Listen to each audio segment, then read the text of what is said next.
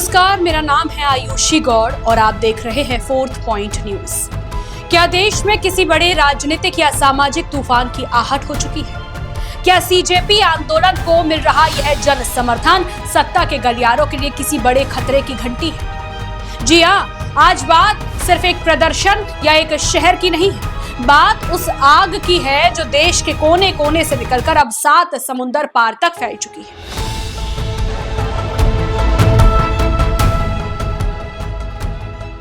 सड़क से लेकर सोशल मीडिया तक और भारत के छोटे छोटे कस्बों से लेकर लंदन, न्यूयॉर्क और टोरंटो की सड़कों तक सवाल एक ही गूंज रहा है, आखिर क्यों देश का युवा, यहां तक कि नाबालिग बच्चे भी सड़कों पर उतरने को मजबूर हैं।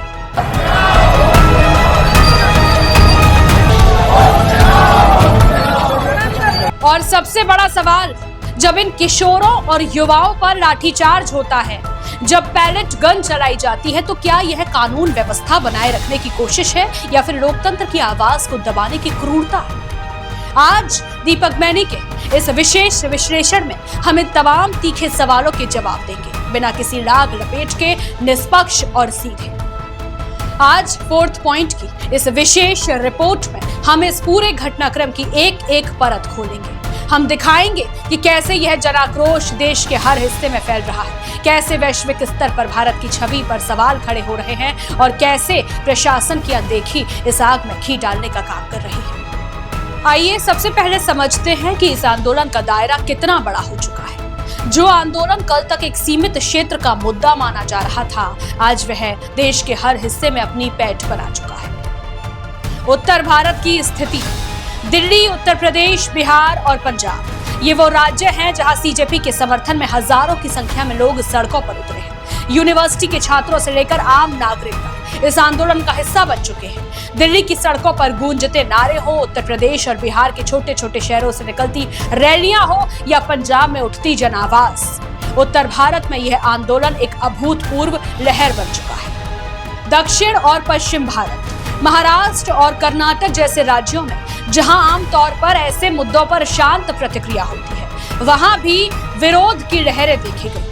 मुंबई और बेंगलुरु की सड़कों पर हुए शांतिपूर्ण प्रदर्शनों ने यह साबित कर दिया कि यह मुद्दा अब क्षेत्रीय नहीं, राष्ट्रीय बन चुका है। दक्षिण और पश्चिम भारत के प्रमुख आईटी हब्स और शैक्षणिक संस्थानों से युवाओं का आगे आना इस बात की पुष्टि करता है कि आक्रोश गहरा चुका है।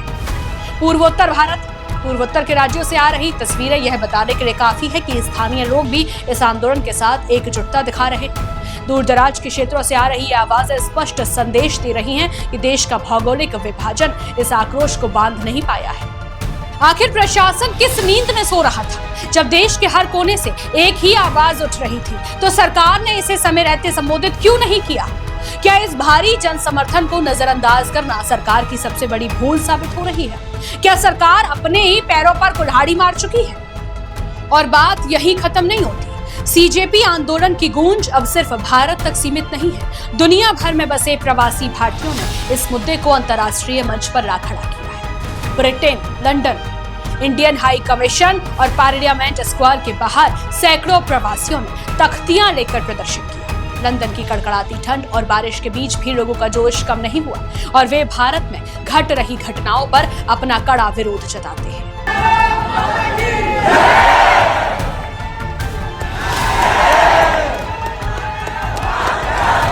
अमेरिका, न्यूयॉर्क और वॉशिंगटन डीसी, भारतीय समुदाय के लोगों ने रैलियां निकाली और निष्पक्ष जांच की मांग की। टाइम्स स्क्वायर से लेकर वॉशिंगटन डीसी में कैपिटल हिल के आसपास तक भारतीय प्रवासियों ने एकजुट होकर लोकतंत्र की रक्षा की मांग उठाई।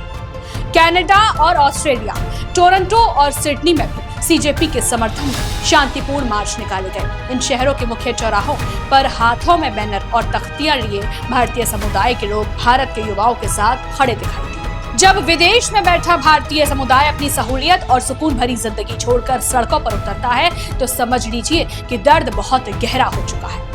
यह कोई प्रायोजित आंदोलन नहीं लगता, बल्कि यह उस दर्द का नतीजा है जो दुनिया भर में बैठे भारतीयों को अपने वतन की स्थिति देखकर हो रहा है। अब आते हैं इस पूरे घटनाक्रम के सबसे दर्दनाक और शर्मनाक पहलू। क्या किसी लोकतंत्र में अधिकारों की मांग कर रहे टीनेज बच्चों और युवाओं पर लाठीचार्ज करना जायज ठहराया जा सकता है? क्या पैलेट गन का इस्तेमाल उस मासूम पर होना चाहिए जो सिर्फ अपना विरोध दर्ज कराने आए थे? ये तस्वीरें जब सोशल मीडिया के जरिए दुनिया भर में फैली तो इसने विदेश में बसे हर भारतीय के दिल को झकझोर कर रख दिया। एक तरफ तो हम दुनिया का सबसे बड़ा लोकतंत्र होने का दावा करते हैं और दूसरी तरफ जब 15 से 18 साल के किशोर सवाल पूछते हैं तो उन्हें जवाब की जगह लाठियां और पैलेट गन के घाव मिलते हैं। दुनिया भर के बड़े मीडिया घराने, चाहे वे बीबीसी हो, CNN हो, द न्यूयॉर्क टाइम्स हो या अल जजीरा, सबने इस लाठीचार्ज और पैलेट गन के इस्तेमाल को प्रमुखता से कवर किया। अंतर्राष्ट्रीय मीडिया अब सवाल उठा रहा है, क्या भारत में असहमति की आवाज को कुचलने के लिए अत्यधिक बल का इस्तेमाल हो रहा है? क्या मानवाधिकारों का उल्लंघन अब आम बात बन चुका है? इस वैश्विक कवरेज ने अंतर्राष्ट्रीय स्तर पर देश की छवि पर एक बड़ा सवालिया निशान लगा दिया है।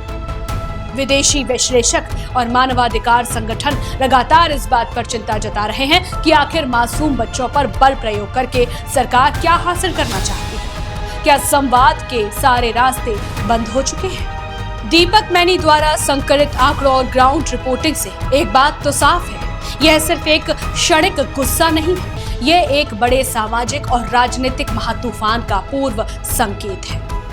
3 बड़े कारण जो इस बात की ओर इशारा करते हैं। पहला, युवाओं का आक्रोश। जब देश का युवा वर्ग, जो आबादी का सबसे बड़ा हिस्सा है, व्यवस्था से हताश और आक्रोशित हो जाता है तो इतिहास गवाह है कि सत्ता में बड़े बदलाव आते हैं। जब युवा सड़कों पर उतरता है तो इतिहास की धारा बदल जाती है। दूसरा, अंतर्राष्ट्रीय दबाव। विदेशों से बन रहा दबाव और वैश्विक मीडिया का ध्यान सरकार के लिए कूटनीतिक स्तर पर बड़ी मुसीबत खड़ा कर सकता है। अंतर्राष्ट्रीय कूटनीति में मानवाधिकारों का मुद्दा बेहद संवेदनशील होता है और मौजूदा तस्वीरों देश के लिए मुश्किलें बढ़ा रही है। तीसरा, विपक्ष और नागरिक समाज का एक होना। सीजेपी आंदोलन को जिस तरह से विभिन्न संगठनों और आम नागरिकों का समर्थन मिल रहा है, यह आंदोलन को एक राष्ट्रव्यापी क्रांति का रूप दे रहा है। किसान संगठनों, छात्र संघों और सामाजिक कार्यकर्ताओं की एकजुटता ने इसे जन आंदोलन में बदल दिया है। क्या सत्ता में बैठे हुक्मरान इस तूफान की आहट को सुन पा रहे हैं या फिर अहंकार में अंधी होकर व्यवस्था इस आंदोलन को दबाने की कोशिश में खुद अपने लिए एक बड़ा गड्ढा खोद रही है? दोस्तों, लोकतंत्र लाठियों के जोर पर नहीं, संवाद के जोर पर चलता है। जब तक सरकारें जनता की और विशेषकर युवाओं की आवाज को सुनने से इनकार करेंगी, तब तक सड़कों पर ऐसे ही तूफान उठते रहेंगे। सीजेपी आंदोलन को मिल रहा यह जन समर्थन सिर्फ एक चेतावनी नहीं है, बल्कि देश के भविष्य के लिए एक बहुत बड़ा सवाल है। क्या हम अपने युवाओं को उनका हक देंगे या फिर लाठी और पैलेट गन से उनकी आवाज को हमेशा के लिए खामोश करने की कोशिश करेंगे? यह रिसर्च और डेटा आपके सामने दीपक मैनी ने संकलित करके रखा और सवाल पूछना हमारा काम है। अब फैसला आपका है कि आप इस स्थिति को कैसे देखते हैं। आपकी इस पूरे मुद्दे पर क्या राय है? क्या नाबालिगों पर हुआ बल प्रयोग सही था? क्या यह आंदोलन वाकई देश में किसी बड़े बदलाव की शुरुआत है? कमेंट बॉक्स में अपनी राय बेबाक होकर जरूर लिखें। अगर आपको हमारी यह निष्पक्ष और तीखी रिपोर्ट पसंद आई हो तो 4th पॉइंट को लाइक करें, शेयर करें और चैनल को सब्सक्राइब करना बिल्कुल न भूलें। मैं आयुषी गौड़, कैमरे के पीछे मेरी टीम और दीपक मैनी के साथ आपसे विदा लेती हूँ। देखते रहिए 4th पॉइंट न्यूज। नमस्कार।